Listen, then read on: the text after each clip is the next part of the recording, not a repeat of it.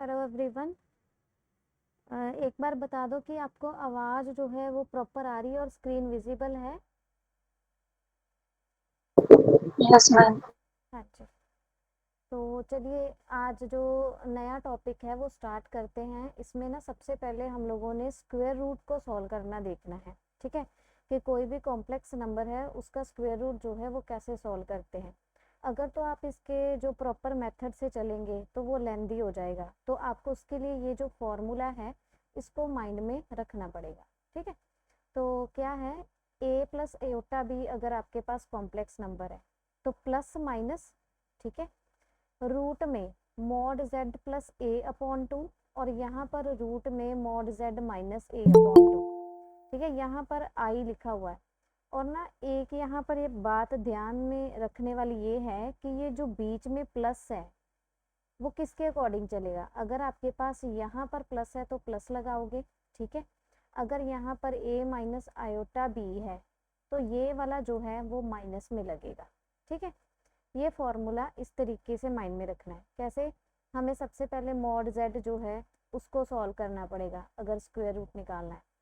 तो mod z plus a क्या है, इसका रियल पार्ट है। यहाँ पर आप ऐसे भी याद रख सकते हैं कि रियल पार्ट है, अपॉन टू के साथ इसको डिवाइड कर दो। मॉड जेड में फिर माइनस करो रियल पार्ट को, टू के साथ डिवाइड कर दो। इसका स्क्वायर रूट लिया, इसका स्क्वायर रूट लिया, इसके साथ एयोटा मल्टीप्लाई हो रहा है प्लस, क्योंकि देखो स्क्वायर रूट निकालोगे तो वो भी कुछ ए प्लस एयोटा बी टाइप की फॉर्म में निकल के आएगा ना, तो इसीलिए यहाँ पर बीच में जो है वो एयोटा आएगा। ठीक है, प्लस कब लगाना है, जब आपको जो गिवन कॉम्प्लेक्स नंबर है वो ए प्लस एयोटा बी टाइप है तो बीच में प्लस लगा दो।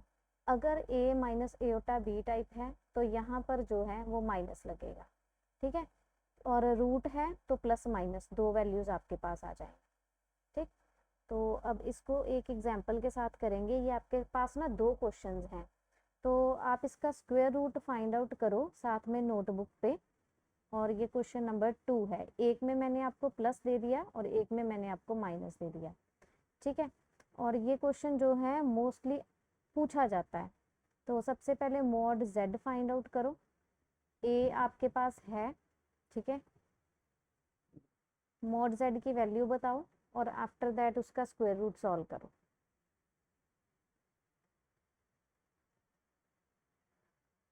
मॉड जेड कितना आया,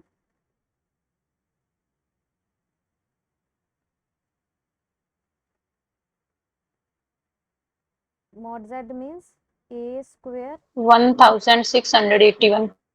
बी स्क्वायर, तो ये 1681 आ जाएगा, तो which is square root of 41। ठीक है, तो अब क्या करना है, root mod z plus a by two, क्योंकि बीच में प्लस है तो मैं प्लस लगा रही हूँ, root mod z minus a by two. ठीक है, और बाहर आ जाएगा प्लस माइनस। तो इसमें वैल्यू सब्सटीट्यूट करो और आंसर बताओ कि क्या आ रहा है। मैं डायरेक्ट लिखूंगी।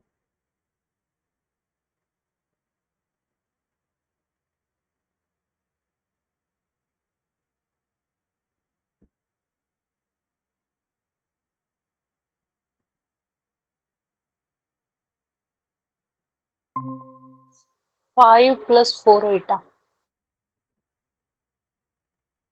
हाँ जी,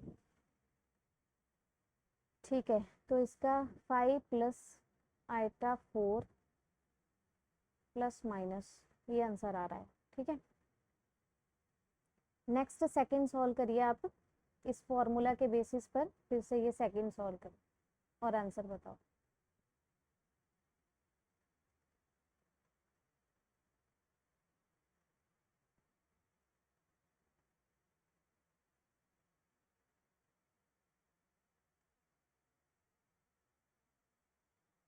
मॉड जेड की वैल्यू क्या आई इस केस में,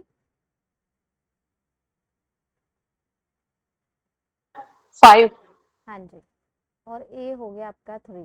बस इस फॉर्मूला में सब्सटीट्यूट करो और आंसर कैलकुलेट करो क्या आ रहा 2 + एटा। है। 2 प्लस, 2 - एटा। हाँ जी माइनस है तो माइनस आएगा और बाहर प्लस माइनस। ठीक है, तो ये वेरीफाई कर लेना, ये आंसर्स आपके करेक्ट हैं। आगे चले, ये क्वेश्चंस आप लोगों को बस मैंने फॉर्म बताई थी और इसके क्वेश्चंस पेंडिंग है, वो आज 3 क्वेश्चंस आप करोगे। Convert the given complex numbers into the polar form, इसको पोलर फॉर्म में आपको जो है वो कन्वर्ट करना है। ठीक है, पोलर फॉर्म मैंने आपको बताई थी, वो क्या थी, z इज इक्वल्स टू, याद है क्या किसी को? r cos थीटा प्लस अल्टा r sin थीटा। हाँ जी, बिल्कुल सही। ठीक है, यहाँ पर r क्या था, mod z।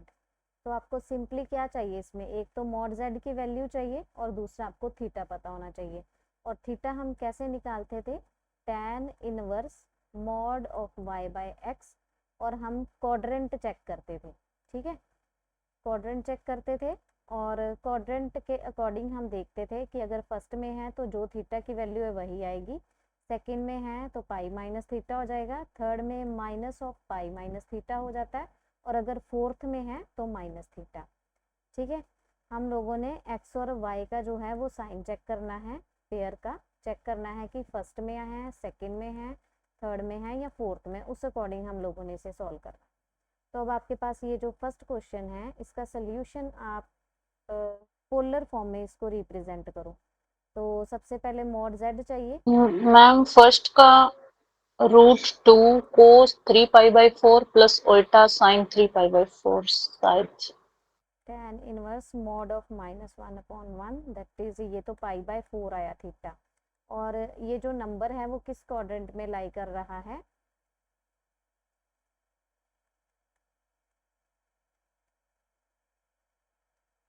x positive and y negative, second fourth. Second quadrant. एक मिनट, x पॉजिटिव और y नेगेटिव, थोड़ा सा ध्यान से, फोर्थ क्वाड्रेंट। ठीक है,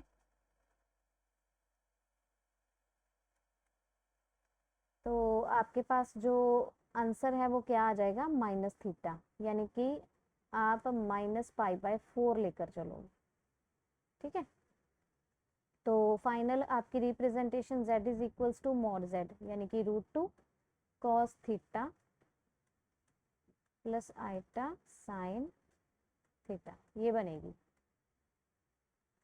ठीक है, और अब आप इसका सेकंड और थर्ड ट्राई करो।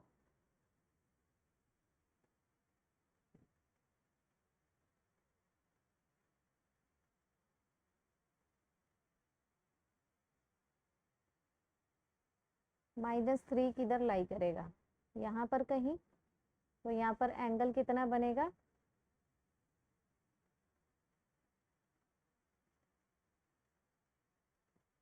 मैंने आपको बताया था ना ये नेगेटिव रियल नंबर है। मैम इनवर्स इसमें थीटा जो 0 आ रहा है तो वो पाई लिखेंगे उसको। आ, हाँ जी, इसमें पाई लिखोगे, आपने वैसे वाई किया होगा ना सॉल्व tan इनवर्स की इस फॉर्म में, है ना, 0 आया यस होगा। मैम 10 क्योंकि आइटा। हाँ यस ठीक मैम। है, बिल्कुल सही है। तो मैंने डायरेक्टली बस आपको यहीं से बता दिया, क्योंकि उस दिन मैंने ये कंसेप्ट बताया था कि अगर नेगेटिव नंबर यहाँ पर लाई कर रहे हो तो आपका यहाँ से डायरेक्टली भी चेक कर सकते हो कि पाई आ रहा है। ठीक है, तो थीटा मिल गया, तो यहाँ से representation z is equals to mod z, mod z क्या आ जाएगा, 3 ही आ जाएगा, तो cos pi plus iota sine pi आ जाएगा। ठीक है, यही आया है क्या? थर्ड का चेक करो, थर्ड का क्या आ रहा है, theta is equals to tan inverse mod 1/√3, कितना बन गया ये, पाई/6, और कौन से क्वाड्रेंट में है ये, √3, 1, दोनों पॉजिटिव फर्स्ट क्वाड्रेंट में है, तो थीटा ही रहेगा, पाई/6 ही रहेगा। ठीक है, तो मॉड z क्या बन जाएगा यहाँ इस केस में, √2 2 + 1 दैट इज 2, तो यहाँ पर इसकी representation 2 cos pi plus iota sine pi. ठीक है, ये बन जाएगा। तो पेपर में ऑप्शन में शायद इस तरीके से हो, 2 cis पाई/6। ठीक है, ये ध्यान रख लेना। तो पोलर में कैसे रिप्रेजेंट करते हैं, इसमें आपके 2 कंसेप्ट रिवाइज हो गए, एक तो रिप्रेजेंटेशन करनी आ गई, दूसरा इसमें वापस आपका एक तो मॉड z कैलकुलेट करना और वापस से ये थीटा निकालने का कंसेप्ट रिवाइज हो गया। ठीक है, चलें आगे। ये एक टॉपिक है सिलेबस में, solving the equations based on the complex numbers, ठीक है। तो इसमें कुछ इस टाइप की इक्वेशंस दे रखी होंगी, उनको सॉल्व करना है। तो एक मैंने एग्जांपल लिए, एक आप सॉल्व करोगे। एग्जाम्पल में ये क्लियर किया है कि अगर कोई इस तरीके से इक्वेशन आती है, आपको सिंपली जेड को सपोज कर लेना है एक complex number x plus iota y type. फिर यहाँ पर उसकी वैल्यूज, ये मॉड है तो मॉड में रख दो, और z है तो z की वैल्यू पुट कर दो, इक्वल्स टू 1 + 2 आइटा दे रखा है। तो equating real and imaginary parts, दोनों तरफ से इक्वेट कर लो। ये मॉड है तो चेंज हो जाएगा √x² + y² में, ठीक है। इसका रियल पार्ट जो है वो 1 के बराबर आ जाएगा, यहाँ से ये भी रियल में आ जाएगा, और इमेजिनरी में जो है आपका y = -2 आ जाएगा। अब आपको इन दोनों इक्वेशंस को सॉल्व कर लेना है। सिंपली y की वैल्यू यहाँ पर सब्सटीट्यूट कर लेना, ठीक है। इस इक्वेशन को सॉल्व करके x की वैल्यू सॉल्व करनी है, और वापस आपको यहाँ पर x और y की दोनों वैल्यू सब्सटीट्यूट करनी है। तो ये बहुत ही सिंपल है, इसलिए मैंने ऐसे ही डायरेक्ट जो है ना एग्जाम्पल आपको दिखा रही है। बोलो ये मेथड तो आपको क्लियर है ना, इसमें ज़्यादा कुछ नहीं करना, सिंपली आपको x + एटा y सपोज करना है और सब्सटीट्यूट कर देना है, ठीक है। अब आप इसके बेसिस पर ना ये एग्जाम्पल सॉल्व करो खुद। ये आप करके बताओ कि क्या बन रहा है इसमें। उसने पूछा है कि वो कॉम्प्लेक्स नंबर फाइंड आउट करो, मीन्स आपने कॉम्प्लेक्स नंबर लेट से x + एटा y मान लिया, तो आपको इसको फाइंड आउट करना है। तो x और y को फाइंड आउट करना है, जिसमें कौन सी कंडीशन सेटिस्फाई हो रही हो, रियल पार्ट ऑफ z² 0 के बराबर हो और मॉड z जो है √3 के बराबर हो, ठीक है। तो आप करो, पहले z है तो आपको क्या सॉल्व करना पड़ेगा, z²। फिर उसके बाद रियल पार्ट निकालोगे z² का, उसको इक्वल्स टू 0 रख देना। फिर मॉड z निकालना और उसको इक्वल्स टू √3 रख देना। वहां से कोशिश करो एक्स वाई सॉल्व करने की।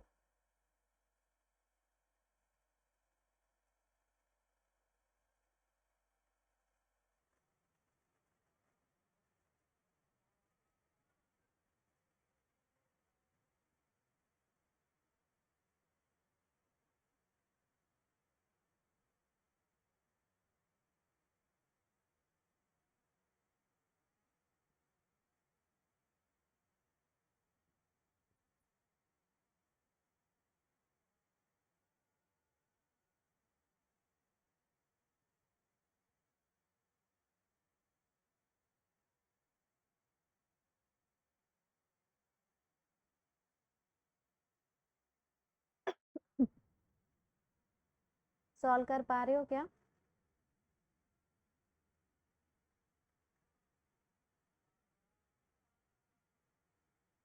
z² क्या आ रहा है?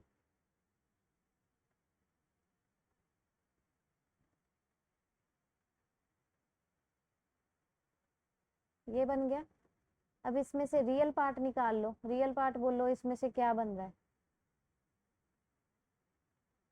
x² - y², x² = y² आ गया। हाँ जी, तो यहाँ से कंक्लूड हुआ कि x² = y², और यहाँ से कंक्लूड हुआ कि x = y है। दूसरी बात, मॉड z कह रहा है मॉड x² + y² √3 है, यहाँ से x² + y² = 3 हो जाएगा, ठीक है। स्क्वेयरिंग कर दी, तो यहाँ पर अगर मैं x को y ही ले लूँ तो 2y² = 3, यानी कि y² = 3/2, ठीक है। या फिर कहो कि y = √3/2। अगर y इतना आ रहा है तो x भी इतना ही आएगा, ठीक है। तो यहाँ पर क्या करना है, x और y को सब्सटीट्यूट, तो √3/2 + आयोटा √3/2 y, सॉरी √3/2 ये आ गया। यहाँ से 1 मिनट, ये स्क्वायर से आया है ना, तो यहाँ पर प्लस माइनस आएगा, ठीक है। ये एक ही बाहर निकाल देते हैं, तो इसको इस तरीके से भी लिख सकते हो, 1 + आयोटा, ठीक है। बोलो इस तरीके की अगर इक्वेशंस सॉल्व करनी आ जाए तो आप इजीली सॉल्व कर सकते हो, इसमें कुछ नहीं करना, सिर्फ सपोज करो, फॉर्म लिखो, एक्स वाई सब वापस से निकाल के और सॉल्व कर लो, ठीक है। चले आगे। अच्छा, ये जो अब टॉपिक स्टार्ट हो रहा है ना, ये बहुत इम्पोर्टेंट है, ये सिर्फ समझने वाला है और कुछ इसमें पॉइंट्स जो हैं आपको माइंड में रखने पड़ेंगे, ठीक है। और कुछ जो हैं ऐसे होंगे जिनकी आप ज़्यादा डेप्थ में नहीं जा सकते, ज़्यादा डेप्थ में जाओगे उन पॉइंट्स की तो क्वेश्चन भी अटेम्प्ट नहीं होगा, ठीक है। तो इसको सीखते हैं कि क्या है स्टैंडर्ड लोकाई इन दी आर्गेन प्लेन। कि आर्गेन प्लेन में यानी कि आपने कॉम्प्लेक्स नंबर्स उठाए तो उन पर अगर कुछ कंडीशंस लगती हैं तो उस टाइम पे वो क्या फॉर्म करता है, क्या वो सर्कल बनाएगा, एलिप्स बनाएगा, बाइसेक्टर बनाएगा या स्ट्रेट लाइन बनाएगा, ये देखना है, ठीक है। तो सबसे पहले तो आप ये समझो कि इसका क्या मीनिंग है, मॉड जेड का क्या मीनिंग है।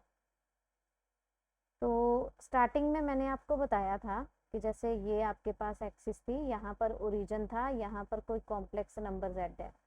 तो इस कॉम्प्लेक्स नंबर का जो ओरिजिन से डिस्टेंस है वो आपको मॉड जेड में दिखाया जा रहा था, ठीक है। तो मॉड जेड का मीनिंग जेड का 0 से या फिर कहो कि ओरिजिन से डिस्टेंस, ठीक है। यहाँ पर अब देखना कि फर्स्ट हम लोकस डिस्कस करने जा रहे हैं कि अगर वो कहते हैं कि कोई ऐसा कॉम्प्लेक्स नंबर है आपके पास, लेट से जेड, उसका z1 से डिस्टेंस, ये फर्स्ट यही डिपिक्ट कर रहा है z का z1 से डिस्टेंस, दूसरी तरफ z2 है उससे डिस्टेंस निकाला। तो अगर दोनों डिस्टेंसेस बराबर आ रहे हैं, ठीक है, the distance of the z from the two fixed points z1 and z2 is same, तो तब उस टाइम पे क्या बनेगा लोकस, z का लोकस क्या बनेगा, perpendicular bisector of A line segment joining z1 and z2, यानी कि इस लाइन को जो ज्वाइन करेगा, z1 और z2 को ज्वाइन करती हुई जो लाइन सेगमेंट है उसका जो परपेंडिकुलर बाइसेक्टर है वो इस पॉइंट का लोकस बनेगा। मीन्स ये पॉइंट इस पे मूव करेगा, ठीक है। लोकस तो जैसे आप सर्कल में पढ़ते हो ना कि एक ये आपके पास फिक्स डिस्टेंस है, ये मूविंग पॉइंट है, ठीक है। ये पॉइंट इस तरीके से मूव कर रहा है कि इस फिक्स्ड पॉइंट से उसका डिस्टेंस हमेशा हर बार सेम रह रहा है, वो सेम डिस्टेंस रेडियस कहलाता है। और ये पॉइंट मूव करता जाता है और हर बार उसका डिस्टेंस जो है वो सेम रहता है। तो इसको हम क्या कहते हैं, ये क्या बन गया, इस पॉइंट का, ये जो पॉइंट है मूविंग पॉइंट, इसका लोकस जनरेट हुआ और लोकस क्या बना, इसका सर्कल। ये हम छोटे होते पढ़ते थे, ठीक है। सिमिलर वे से इसको देखो कि जैसे एक कॉम्प्लेक्स नंबर है, ये मूविंग कॉम्प्लेक्स नंबर है, ये प्लेन में मूव कर रहा है यहाँ से, ठीक है। ये इसके ऊपर कंडीशन क्या है कि इसकी z1 से और z2 से जो डिस्टेंस है वो अगर बराबर आ रही है तो ये पॉइंट जो है परपेंडिकुलर बाइसेक्टर को जनरेट करेगा। जैसे यहाँ पर पॉइंट जो है एक सर्कल को जनरेट कर रहा था, सिमिलर वे से ये जो पॉइंट है अगर इस कंडीशन को फॉलो करता है तो फिर ये एक परपेंडिकुलर बाइसेक्टर को जनरेट करेगा, ठीक है। इसके कोई प्रूफ्स में नहीं आपको जाना, आपको सिंपली ये कंडीशंस माइंड में रखनी है क्योंकि डायरेक्ट क्वेश्चन इसी से पूछा जाता है, ठीक है। जैसे उसने दे दिया आपको कोई भी यहाँ पर कॉम्प्लेक्स नंबर दे दिया, मान लो कुछ भी कॉम्प्लेक्स नंबर, ये अयोटा दे दिया, यहाँ पर उसने कोई भी कॉम्प्लेक्स नंबर 2 - 3 अयोटा दे दिया। तो कंडीशन क्या है कि ये दोनों इक्वल है आपस में, उसने ये लिख दिया। अगर ये बराबर हैं तो ये क्या जनरेट करेगा, नीचे ऑप्शन में दे देगा कि it generates the circle, ellipse, hyperbola, parabola या फिर परपेंडिकुलर बाइसेक्टर। तो आपको अंडरस्टूड है कि ये परपेंडिकुलर बाइसेक्टर जो है वो बनाएगा, ठीक है। तो आप ना जब नोट्स बनाओगे तो आपने सिंपल लैंग्वेज में लिखना है। कैसे लिखना है, एक तो आपने ये नंबर 1 पे जो पॉइंट लिखा है वो लिखना है, दूसरा आपने ये फिगर ड्रॉ कर लेनी है, ठीक है। तीसरा आपने बस लोकस लिखना है कि परपेंडिकुलर बाइसेक्टर बनेगा, ठीक। जैसे अभी यहाँ से तो चलो अभी सीख रहे हो, जब एमसीक्यूज करोगे आप खुद ही आंसर कर रहे होंगे, ठीक है। लास्ट पे हम एमसीक्यूज भी करेंगे। अब जैसे ये आ गया मान लो, ठीक है। इसमें देखो सबसे पहले कंडीशन को समझो। वो कहता है एक पॉइंट z है जिसका z1 से डिस्टेंस निकाल रहे हैं, फिर z2 से डिस्टेंस निकाल रहे हैं और उसको ऐड कर रहे हैं। जैसे ये z1 है, इसका z1 से और z2 से डिस्टेंस निकाला, दोनों को ऐड कर दिया, ध्यान रखना साइंस का, ऐड कर दिया। और यहाँ से z1 और z2 का डिस्टेंस निकाला और वो बराबर आ रहा है। तो ऐसी कंडीशन में कौन सा लोकस जनरेट होगा, ये आप इस फिगर से अब समझना। जैसे ये पॉइंट Z है, इसका इससे डिस्टेंस निकाला, ये आ गया, इसका इससे डिस्टेंस निकाला, ये आ गया, ये इसके बराबर आ रहा है। तो आप देख सकते हो कि फिगर में ये पॉइंट किसके ऊपर ही लाई कर रहा है, उसी लाइन के ऊपर लाई कर रहा है जो Z1 और Z2 को ज्वाइन कर रही है। आप ऐसी कंडीशन ना कोलिनियर पॉइंट्स में भी करते थे, जब आप रियल में पढ़ रहे थे तो कोलिनियर में भी ये बात कर रहे थे, ठीक है। तो उससे थोड़ा सा कंपेयर करो कि कॉम्प्लेक्स में अगर ये चीज बराबर हो रही है, एक पॉइंट का डिस्टेंस यानी कि एक कॉम्प्लेक्स नंबर का डिस्टेंस Z1 से, फिर उसी कॉम्प्लेक्स नंबर का Z2 से डिस्टेंस, दोनों का सम करें, ऐड करें और वो बराबर आ जाए Z1 का Z2 से डिस्टेंस के, तो वो पॉइंट क्या करता है, उसी लाइन सेगमेंट के ऊपर लाई करता है, ठीक है। तो उस टाइम पे आपके पास क्या लोकस जनरेट हुआ, Z जो है लाइन सेगमेंट के ऊपर ही आ गया, तो ये जनरेट क्या कर रहा है, एक line segment joining Z1 and Z2, ठीक है।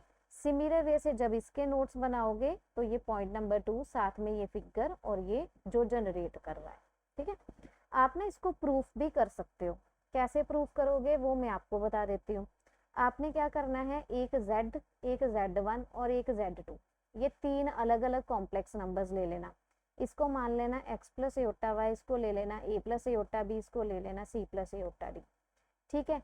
जब आप इसको इन कंडीशंस में फिल करके मॉडुलस वैल्यू निकाल के, ठीक है, स्क्वेयरिंग करके सॉल्व करोगे तो उस टाइम पे ये जो है ऐसी इक्वेशन जनरेट करेगा जो कि लाइन सेगमेंट की इक्वेशन बन जाएगी, ठीक है। तो मेरी एडवाइस तो यही है कि इसके प्रूफ के चक्कर में मत जाना, अदरवाइज आप बहुत ज़्यादा टाइम वेस्ट कर लोगे। आपको सिंपली इनकी कंडीशंस को माइंड में रखना है, साथ में ये फिगर के साथ रखोगे तो फिर तो इजीली हो जाएगा, ठीक है। अब चलते हैं इसी के साथ कंपेयर करते हुए, देखना थर्ड में क्या है। यहाँ पर मैंने आपको एक बताया जिसमें प्लस का साइन आ रहा है, ठीक है, ये इसमें प्लस का साइन था, अब इसमें क्या है, माइनस हो रहा है। तो यहाँ पर वो कहता है कि एक Z पॉइंट है, कॉम्प्लेक्स नंबर है, जिसका Z1 से डिस्टेंस और Z2 से डिस्टेंस, ठीक है, निकाल रहे हैं Z1 से, इसका Z2 से, और दोनों की सब्ट्रैक्शन किसके बराबर है, Z1 और Z2 के डिस्टेंस के। तो ये जो है वो क्या जनरेट करेगा, इसका लोकस क्या है, एक रे बनेगी। अब इसको यहाँ से समझते हैं, देखो ये पॉइंट जो है ना, इसमें जो डिपिक्ट किया है वो राइट साइड में आपको दिख रहा है, ठीक है। इस Z का डिस्टेंस निकालो Z1 से, और इस Z का डिस्टेंस निकालो Z2 से, ठीक है।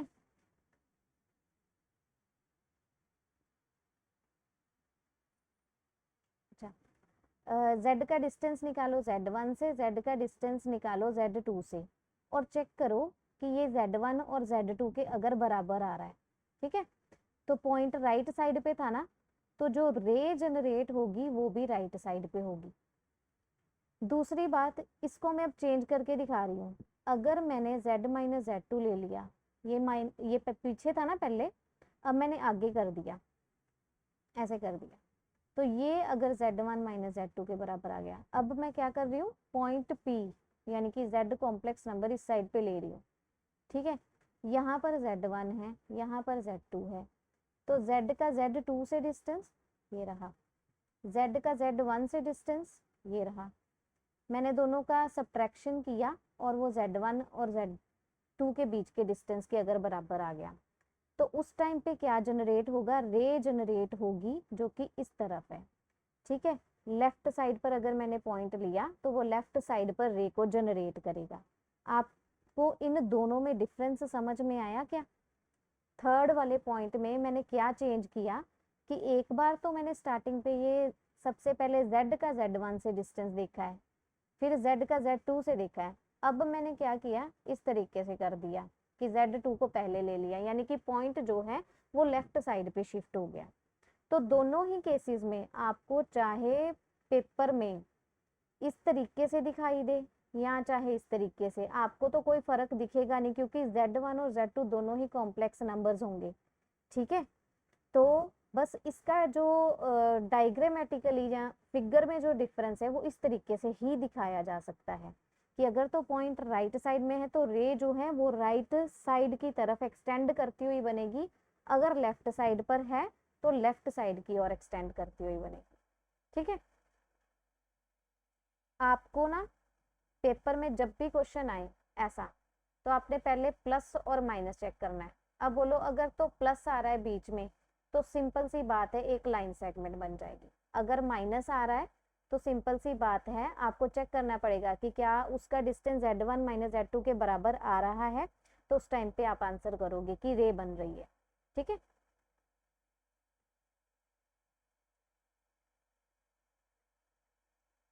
अच्छा एक और बात यहाँ पे समझ लो, थर्ड पॉइंट में अगर मैंने यहाँ पर मॉडुलस ही ले लिया,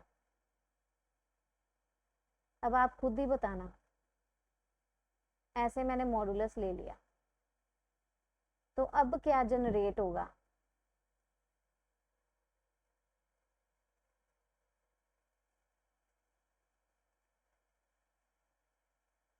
थोड़ा सा सोचो, मॉडुलस का क्या मीनिंग है?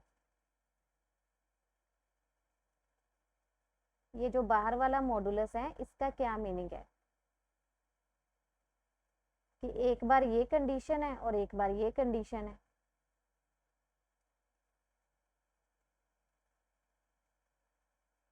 आप बात समझ पा रहे हो या फिर नहीं?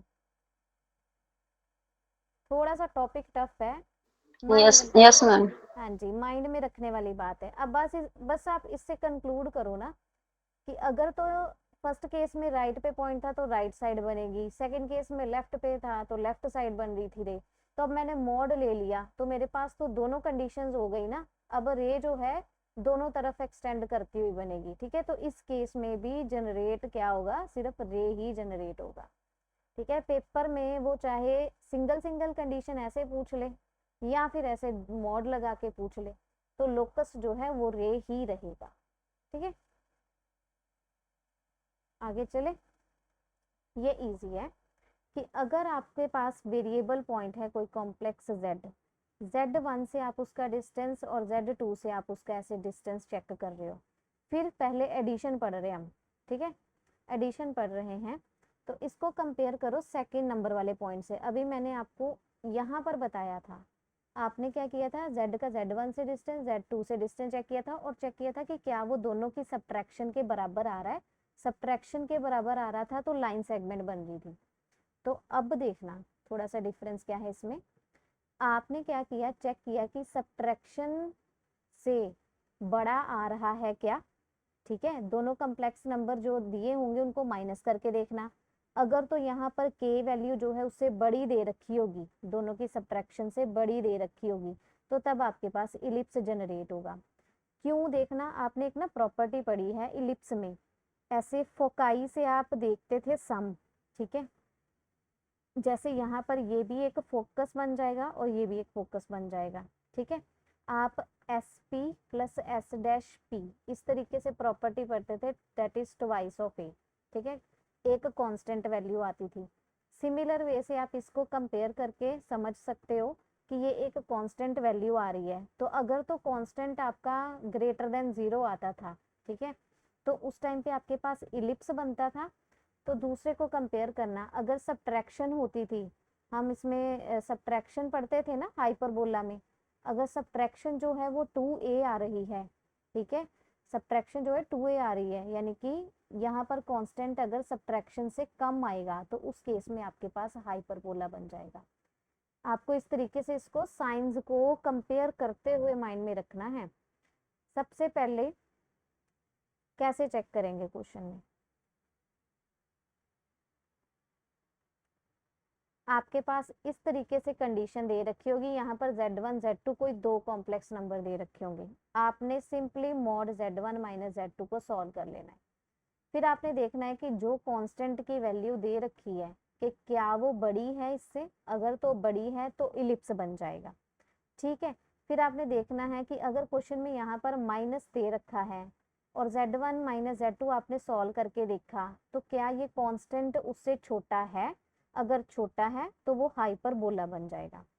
ठीक है, ये बात नोट करनी है। दूसरी इक्सेंट्रिसिटी, इक्सेंट्रिसिटी पूछेंगे नहीं, ये सिर्फ एक नॉलेज के पर्पस के लिए।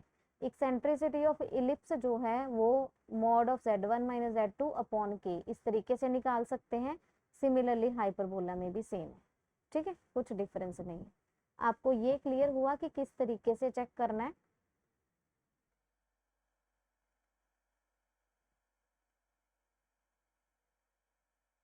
चले आगे,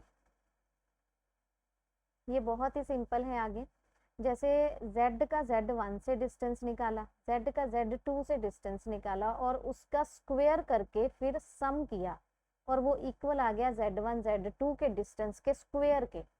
तो अब बताओ, ये ऐसा नहीं है कुछ p square b square is equals to h square, ठीक है। तो इस तरीके से जो है यहाँ पर P पर एक राइट एंगल बनना चाहिए, राइट एंगल बनना चाहिए। अगर यहाँ पर राइट एंगल बनता है तो ये जो है एक तरीके से आप समझो कि सेमी सर्कल में से 90 का एंगल बना हुआ है। अगर ये सेमी सर्कल है तो ये वाली लाइन सेगमेंट क्या कहलाएगी, डायामीटर कहलाएगी, जिसके एंड पॉइंट्स जो हैं वो z1 और z2 है, ठीक है। तो इस तरीके से अगर कंडीशन फुलफिल हो रही है तो तब आपके पास लोकस एक सर्कल बन के आएगा जिसमें z1 और z2 दोनों क्या होंगे, extremities of the diameter, diameter के एंड पॉइंट्स होंगे। बोलो ये क्लियर है? आपको थोड़ा सा कंपैरिजन करके भी माइंड में रखना सिखा दिया, ठीक है। और ये कंडीशन नेक्स्ट मोस्ट इम्पॉर्टेंट है, इसके बेस पर हमेशा क्वेश्चन पूछते हैं। आपको पेपर में हो सकता है इस तरीके से दिया जाए। देखो हम लोगों ने सबसे फर्स्ट कंडीशन की थी कि z का z1 से डिस्टेंस, z का z2 से डिस्टेंस अगर बराबर है तो क्या बनता था, नंबर 1 पॉइंट पे क्या बना था,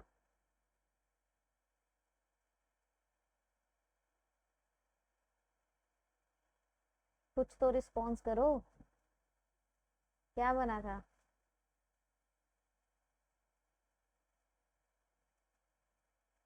डिक्लेयर बाइसेक्टर मैम। हाँ जी, ये z हो गया, ये z1 हो गया, ये z2 हो गया, इसका इससे डिस्टेंस, इसका इससे डिस्टेंस, ठीक है, ये बराबर हो गए थे, equals to z1 minus z2।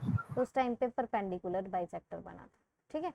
अब इसको थोड़ा सा, ये मैंने बीच में वैसे क्वेश्चन पूछा है ताकि देखूं कोई जाग सो तो नहीं रहा। अच्छा अब देखते हैं कि z का z1 से डिस्टेंस और z का z2 से डिस्टेंस अगर कुछ मल्टीपल आ रहा है और यहाँ पर k की वैल्यू जो है वो 1 नहीं है, यहाँ पर तो k की वैल्यू अगर 1 है, यहाँ पर 1 थी तो परपेंडिकुलर बाइसेक्टर बना है। अगर k की वैल्यू 1 के अलावा कुछ और आ रही है, मान लो 2 3 4 5 कुछ और दे रखी है, तो तब आपके पास पूरा सर्कल जनरेट हो जाएगा। तो फुल सर्कल जनरेट होगा।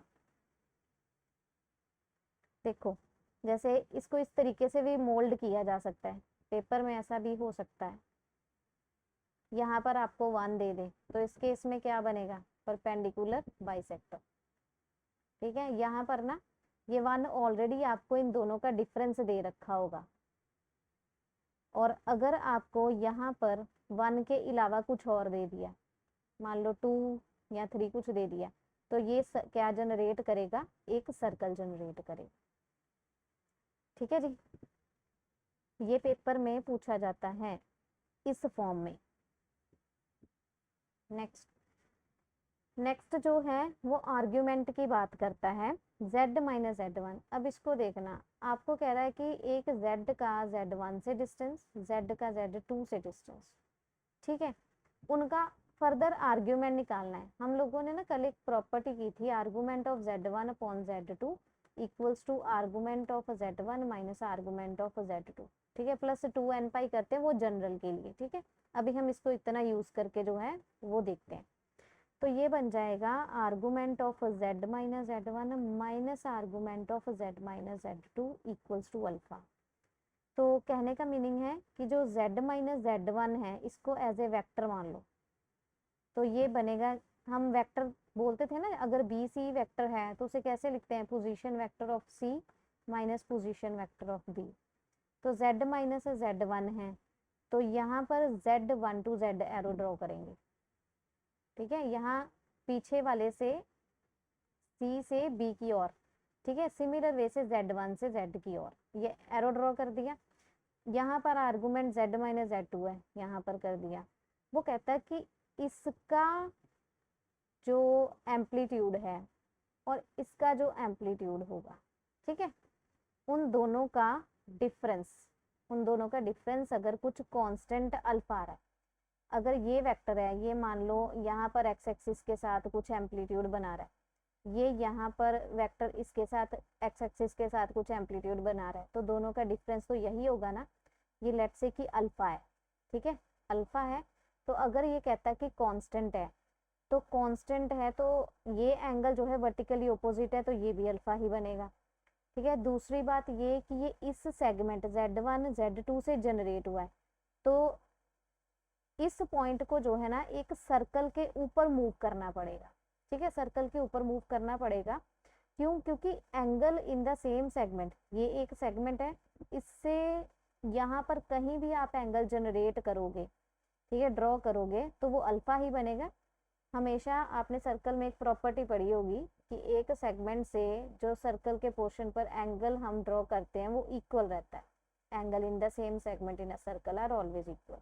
तो ये हमेशा अल्फा एंगल बनाता जाएगा और पॉइंट जो है इस तरीके से इसके ऊपर जो है वो मूव करता जाएगा, ठीक है। तो यहाँ पर मैंने ना फिक्स एंगल की बात की है, सिंपल फिक्स एंगल अल्फा की, तो ये बनाएगा सेगमेंट ऑफ द सर्कल, ठीक है। अब यहाँ से समझना, जो 10th में कह रहा है, कहता कि अगर एंगल प्लस माइनस π/2 बन जाए तो तब ये क्या है, कंप्लीट सर्कल जनरेट करेगा, जिसमें Z1 Z2 क्या बनेंगे, वर्टिसेस ऑफ द डायमीटर।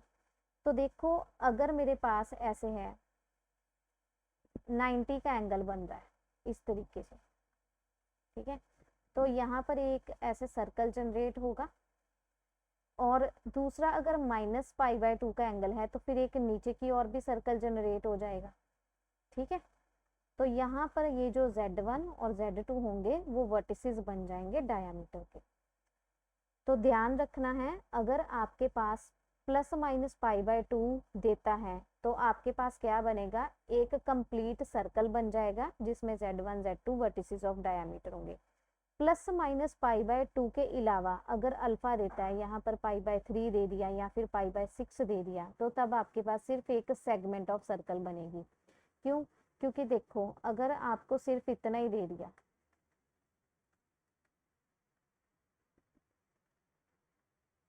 ठीक है, अगर मैंने π/2 ही दे दिया, चलो आधा दे दिया आपको, हाफ ही दे दिया, तो यहाँ पर क्या बनेगा, एक तरीके से ये सेमी सर्कल, ठीक है। इसको आप इस सेगमेंट से जनरेट हुआ आधा सर्कल बोल सकते हो ना, तो ये एक तरीके से सेगमेंट ऑफ सर्कल बनेगा। या फिर आपको कहो कि एंगल आपके पास यहाँ पर π/6 कर दिया, 30 डिग्री कर दिया, तो तब भी जो भी 30 डिग्री से बनेगा, 30 डिग्री से एक सेगमेंट ऑफ द सर्कल ही बनेगा, ठीक है। बात समझ में आई? तो कंप्लीट सर्कल बनाने के लिए प्लस माइनस दोनों का होना जरूरी है। जैसे इधर सिर्फ अल्फा ही था तो सेगमेंट, अगर प्लस माइनस दोनों होते अल्फा तो फिर एक कंप्लीट सर्कल, यहाँ पर प्लस माइनस दोनों बता दिए तो एक कंप्लीट सर्कल बन गया, ठीक है। अगर स्पेशल है कि π/2 ही बन रहा है तो तब तो ये डायामीटर बन जाएगा, ठीक है, इसलिए ये स्पेशल है plus minus π/2 vertices of the diameter की वजह से। तो नेक्स्ट देखना, अगर कहता कि आर्ग्यूमेंट 0 या फिर पाई बन जाए तो स्ट्रेट लाइन बनेगी पासिंग थ्रू Z1 Z2। कैसे देखना कि जैसे ये Z है, ये हो गया Z1, ये हो गया Z2, इसका इससे डिस्टेंस निकालना है और Z का Z2 से डिस्टेंस निकालना है, ठीक है। अगर वो कहता कि एंगल ही 0 के बराबर हो गया, तो अब तो ये अगर 0 के बराबर है एंगल, आर्ग्यूमेंट का जो डिफरेंस है 0 के बराबर है, तो ये तो एक स्ट्रेट लाइन के ऊपर ही लाई करते हुए दिखेंगे ना, ठीक है। और दूसरी बात क्या है कि अगर पाई है, पाई मतलब Z जो है अब बीच में आ जाएगा, Z1 और Z2। 0 में क्या होगा कि Z जो है एक साइड पर होगा, ठीक है, चाहे इस साइड पे ले लो चाहे लेफ्ट पर ले लो। और अगर पाई बन रहा है वो कैसे बनेगा, जब Z का Z1 से Z का Z2 से डिफरेंस जो है वो पाई का होगा, ठीक है, इस तरीके से। तब Z जो है सेंटर में होगा, तो तब वो क्या जनरेट करेगा, straight line passing through Z1 and Z2, ठीक है। तो ये सारी 11 की 11 कंडीशंस जो हैं, 11 नहीं है, बीच में एक तो स्किप है, ठीक है।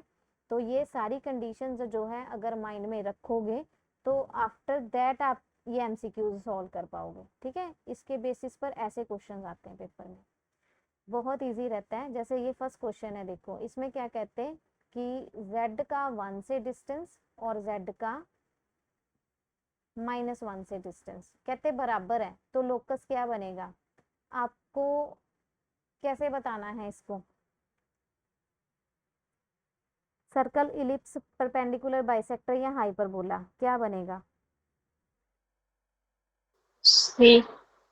हाँ जी, ऑप्शन सी, क्योंकि हम लोग स्टार्टिंग में ही करके आए थे, मैंने आपको इसका सीधा सीधा ही बता दिया था कि यहाँ पर अगर 1 आ रहा है, ठीक है, तो सिंपली परपेंडिकुलर बाइसेक्टर बनेगा, ठीक है। सेकंड में चेक करना, कहते z minus iota equals to 2 times z plus 1 बन रहा है, देन लोकस ऑफ z क्या बनेगा। ये अदर देन 1 है, 1 के अलावा कुछ और आ रहा है। सर्कल। हाँ जी, k is not equals to 1, it means it will generate the circle.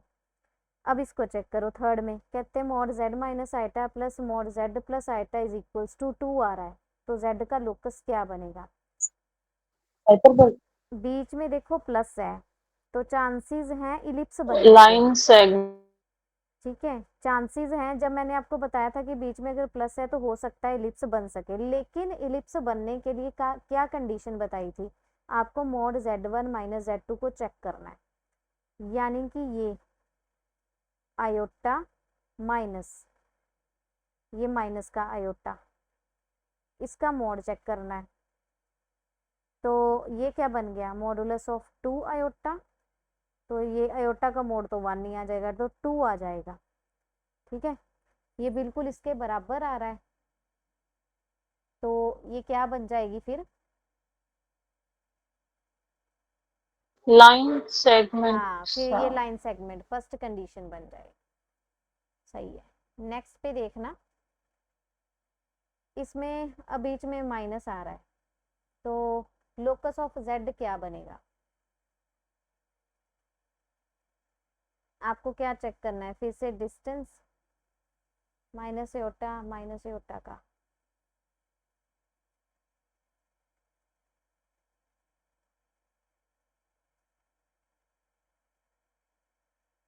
Simply बीच में माइनस है ना, तो क्या फॉर्म होगा इस केस में,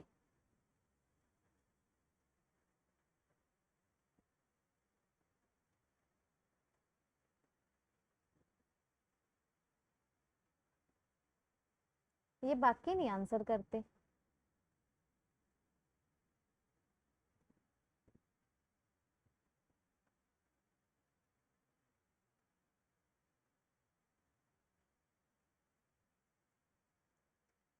ये वापस जो से हाँ जी, लास्ट ऑप्शन क्या है मैम, लास्ट ऑप्शन में क्या लिखा लास्ट है। में नन ऑफ दीज लिखा है, नन।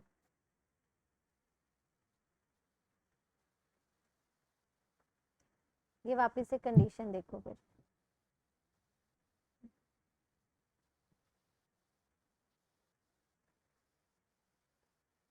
ये है ना फॉर्म सिक्स्थ वाली, z minus z1 minus z minus z2 के constant which is less than mod z1 minus z2, ठीक है। तो क्वेश्चन कहाँ गया, ये रहा, तो mod z1 minus z, hyperbola. ठीक है, तो ये इससे कम रहेगा, दैट इज हाइपरबोला, ठीक है। तो बाकी ना ये जो है एक छोटी सी असाइनमेंट है, ये मैं अभी ग्रुप में फॉरवर्ड करूंगी, ये आपको सॉल्व करनी है। तो यहाँ तक का जो जितना कॉन्सेप्ट है ना, इसमें समझ लो कॉम्प्लेक्स नंबर आपका 90 to 95% कवर हो जाता है। तो जो बचा है उसमें डी मोवियर्स थ्योरम के थोड़े से क्वेश्चंस बचे हैं, वो हम कल कंप्लीट कर लेंगे, और उसके बाद शायद आपको 1-2 दिन ना ऐसे ही क्वेश्चंस बीच बीच में सॉल्व करने के लिए छोटी छोटी असाइनमेंट्स मिलेंगी, ठीक है। तो आपको इनको करना है, ये जो 6 क्वेश्चंस की असाइनमेंट है ना, ये आपके जितने कॉन्सेप्ट अभी तक हुए हैं उनको रिकॉल करवाएगी, ठीक है। तो ये मैं ग्रुप में फॉरवर्ड कर दूंगी, तो आप इसको सॉल्व मैम करके, सेकंड लास्ट क्वेश्चन दोबारा बताना। हाँ जी, सेकंड लास्ट लास्ट क्वेश्चन दोबारा बताना। सेकंड लास्ट इस असाइनमेंट का या आप पीछे कह रहे हो? ये पीछे वाला अभी करवाया था। हाँ जी हाँ जी। हाँ जी, ये इक्वल टू 2 वाला। हाँ 1 मिनट, ये क्या बन रहा है, इसमें बीच में प्लस है, ठीक है। तो सही। आपने z1 माइनस z2 को चेक करना है। Iota minus minus iota that is 2 iota which is equals to 2, ये 2 के इक्वल ही आ रहा है, ठीक है। हाँ जी, यानी कि मॉड z1 माइनस z2 के बराबर ही आ रहा है। तो इस केस में क्या फॉर्म हो जाएगा, लाइन सेगमेंट, ठीक है। अगर तो लाइन। ग्रेटर होता तो तब आपके पास इलिप्स बन जाता, ठीक है। और बाकी ये जो है बस होमवर्क में अभी मैं आपको सेंड कर दूंगी। वैसे तो कोशिश करना कि अभी अगर करोगे तो 10 मिनट का काम है, ठीक है। साथ के साथ सारे कंसेप्ट रिवाइज हो जाएंगे। अगर नहीं करोगे तो ये पेंडिंग पड़ी रहेगी आपके पास, ठीक है। तो अभी आप लीव कर सकते हो। अगर कोई डाउट होगा इसको सॉल्व करने में तो आप चाहे पर्सनली सेंड कर दो, चाहे आप ग्रुप में सेंड कर दो, ठीक है। मैम ये आर्गुमेंट जेड है, इसमें मतलब थीटा वाली आएगा ना? कौन सा वाला क्वेश्चन पूछ रहे हो, असाइनमेंट में है? फर्स्ट क्वेश्चन में। हाँ जी हाँ जी। First question, theta, yes ma'am. हाँ जी थीटा सॉल्व करना है। सेकंड में मॉडुलस एम्पलीट्यूड करना है, इसको पोलर फॉर्म में कन्वर्ट करना है। ये इसमें थोड़ा सा ब्रेन लगाना है, एक्स की क्या वैल्यू आएगी, ठीक है। ये prove that the roots of this equation है। ये तो एक जनरल सा क्वेश्चन है, आप इसको अपनी मर्जी से किसी भी तरीके से सॉल्व कर सकते हो, ठीक है। क्वाड्रेटिक बना के ट्राई कर लेना। सॉल्व दिस इक्वेशन, ये आपको मैंने आज ही कंसेप्ट करवाया कि किस तरीके से इस इक्वेशन को सॉल्व करना है। सॉल्व मीन्स जेड की वैल्यू निकालना, ठीक है। ये फोर्थ भी बहुत बार पेपर में पूछा जाता है। बाकी ये मॉडुलस एम्पलीट्यूड तो बहुत ही हर बार का आता ही आता है। मॉडुलस एम्पलीट्यूड पे क्वेश्चन आता है, लोकस पे आता है। और उसके बाद जो है ये नॉन इंटेग्रल सॉल्यूशंस आपको बता रही है। Non zero integral, non zero होना चाहिए और साथ में वो इंटीजर होना चाहिए, ठीक है। रैशनल वगैरह नहीं होना चाहिए। इस तरीके से इसको सॉल्व कर लेना, ठीक है। और इसमें मैम फिफ्थ है जो इसमें एक्स स्क्वायर प्लस 2 की होल स्क्वायर आता है, तो ये रेक्टेंगल के लिए कौन सी कंडीशन होती है? ये x4 माइनस 2x² प्लस 4 है। ये आपको ना इसके रूट्स वगैरह सॉल्व करके इसको ग्राफिकली ड्रॉ करके देखना पड़ेगा। यानी कि रफली साइड पे एक डायग्राम सी बना के देखना कि रूट्स किसके ऊपर लाई कर रहे हैं, ठीक है। वो रेक्टेंगल बनना चाहिए।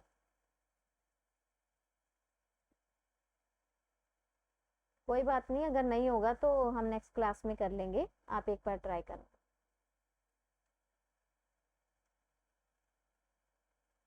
ठीक है। और कुछ पूछना है या फिर हम आगे की क्लास जो है कल ही कंटिन्यू करेंगे?